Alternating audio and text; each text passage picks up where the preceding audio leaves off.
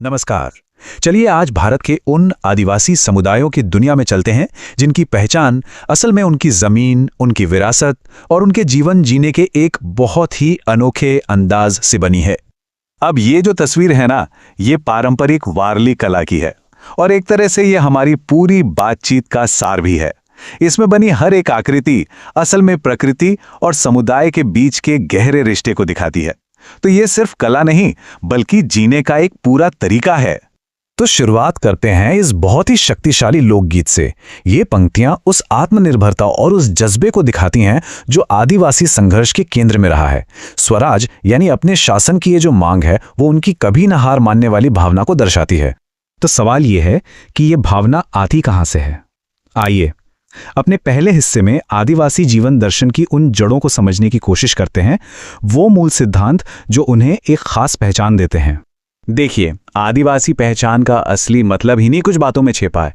ये कोई बाहरी लेबल नहीं है बल्कि जीवन के कुछ मूल सिद्धांत हैं, जैसे कि प्रकृति के साथ एक गहरा रिश्ता, सबके साथ मिलकर जीना, चीजें बांटना और हाँ, जरूरत से ज्यादा कुछ भी जमा ना करना। सच पूछे तो ये सिद्धांत आज की दुनिया के लिए एक बड़ी चुनौती भी है और शायद एक बहुत बड़ी सीख भी।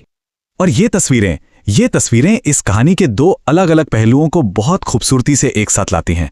देखिए, एक तरफ तो हजारों साल पुरानी पारंपरिक पहचान है और दूसरी तरफ आधुनिक भारत के खेल के मैदान में चमकता हुआ एक सितारा। यह हमें दिखाता है कि अपनी जड़ों से जुड़े रहकर भी ऊंची उड़ान भरना मुमकिन है।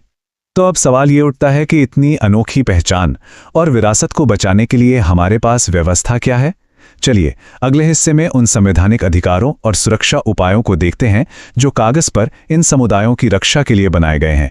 तो सबसे पहले बात करते हैं आधिकारिक परिभाषा की। संविधान का अनुच्छेद 366(25) बताता है कि अनुसूचित जनजाति कौन है। असल में ये एक कानूनी मान्यता है जो उन्हें कुछ खास तरह की सुरक्षा देती है। 705 ये सिर्फ एक नंबर नहीं है, ये भारत की विविधता की विशालता को दिखाता है। देश में 705 अलग अलग जातीय समूहों को अनुसूचित जनजाति का दर्जा मिला हुआ है।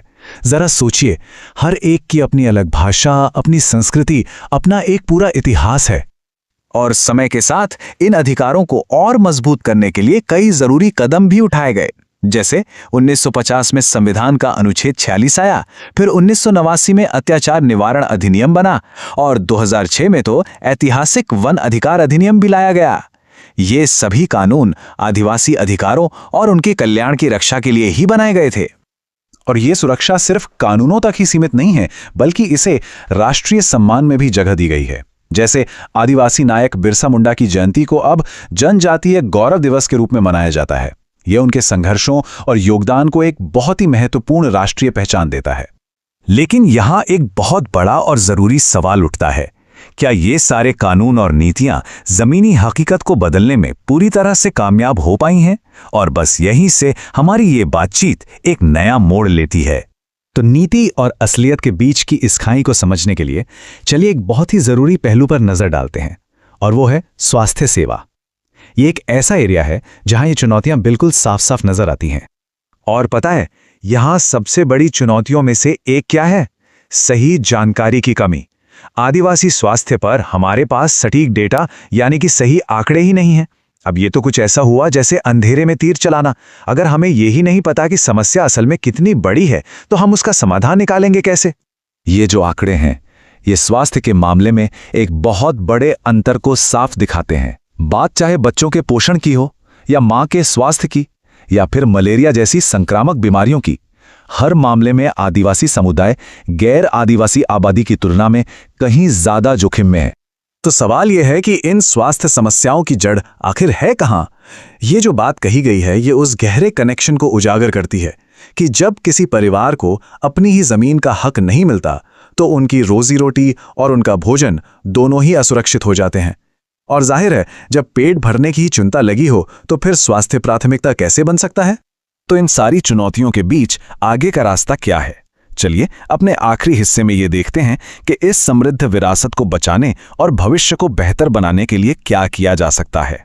ये जो तस्वीर है, ये उस जीती जागती, सांस लेती हुई संस्कृति का प्रतीक है जो आज दांव पर लगी है।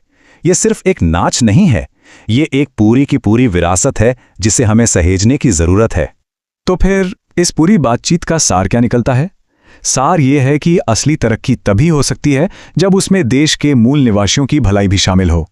उनके अधिकारों और उनकी पहचान की रक्षा करना ये कोई विकल्प नहीं है, बल्कि समावेशी विकास की, यानी सबके साथ विकास की एक जरूरी शर्त है। तो हम इस चर्चा को एक बड़े सवाल के साथ यहीं खत्म करते हैं। सवाल यह है कि कोई भी राष्ट्र सही मायनों में तरक्की कैसे कर सकता है जब तक वो ये सुनिश्चित न कर ले कि उसके सबसे प्राचीन समुदाय सिर्फ जिंदा ही न रहें बल्कि सही मायनों में फलें फूलें। इस पर सोचने की जरूरत है।